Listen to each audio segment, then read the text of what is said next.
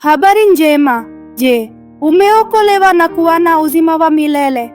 Ndiyo, unahitaji kuokolewa, na wewe ndiye mtu sahihi kusikia habari hii njema.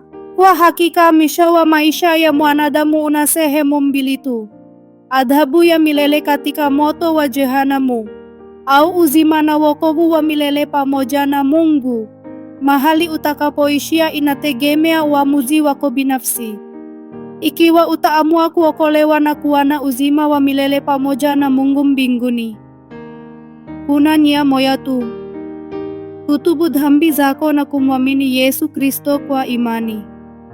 Kama leo unachukua uamuzi wa kumwamini, basi wokovu tayari umekuwa wako. Tafadhali sema maneno haya kwa moyo wa dhati: Bwana Yesu, leo naamini na nakupokea kama Bwana na Mwokozi wangu.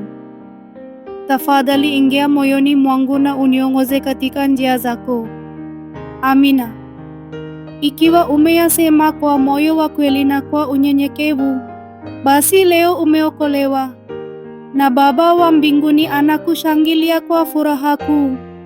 Hii inamaanisha kwamba jina lako sasa limeandikwa katika kitabu cha uzima mbinguni.